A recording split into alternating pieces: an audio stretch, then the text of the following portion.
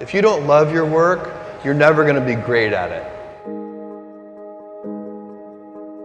If you can get your work life to be where you enjoy half of it, that is amazing, because very few people ever achieve that. Because the truth is, everything comes with overhead. That's reality. Everything comes with pieces that you don't like. Every job comes with pieces you don't like. And we need to say, that's just how, that's part of it. You have to figure out how to set up your life in such a way that you can minimize the things. And I find people don't dislike hard work. What people dislike is being out of control. Like they can't control their life, they can't control their environment. This happens to me when I get overscheduled. I hate being overscheduled. I want some time to be able to think and free myself. We all have the same amount of time in the world. Nobody has more time than anybody else. And when you become a very successful person, one of the things, you start to get overscheduled. If you don't love your work, you're never going to be great at it.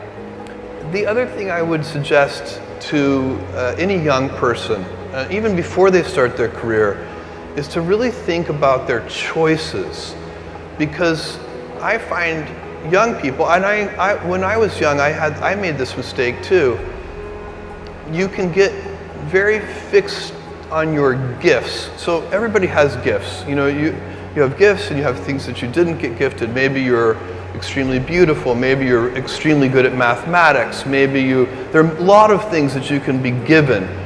But those things can confuse you because they're not the things that construct your life. It's your choices that construct your life, not your gifts. You can celebrate your gifts, be proud of them, be happy of them. Actually, don't be proud of them, be celebratory of them, but you can't be proud because they're gifts. They were given to you. You didn't earn them. You can only be proud of the things you earn. And so, as I got older, I started to realize I wasn't proud of my gifts. I was always good at school. School was always easy for me, and I was always proud that I was a great student. I got A's in all my classes. I was good at math, all of that. And I thought that's who I was, but it's not true.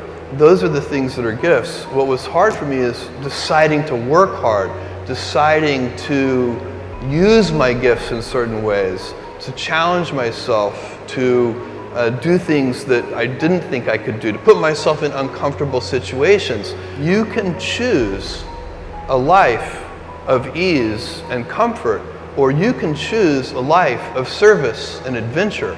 Which one of those, when you're 90 years old, are you going to be more proud of?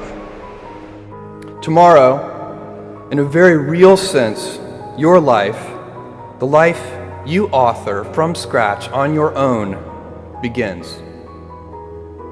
How will you use your gifts? What choices will you make? Will inertia be your guide, or will you follow your passions? Will you follow dogma, or will you be original? Will you choose a life of ease, or a life of service and adventure? Will you wilt under criticism, or will you follow your convictions? Will you bluff it out when you're wrong, or will you apologize? Will you guard your heart against rejection, or will you act when you fall in love? Will you play it safe, or will you be a little bit swashbuckling? When it's tough, will you give up, or will you be relentless? Will you be a cynic, or will you be a builder? Will you be clever at the expense of others, or will you be kind?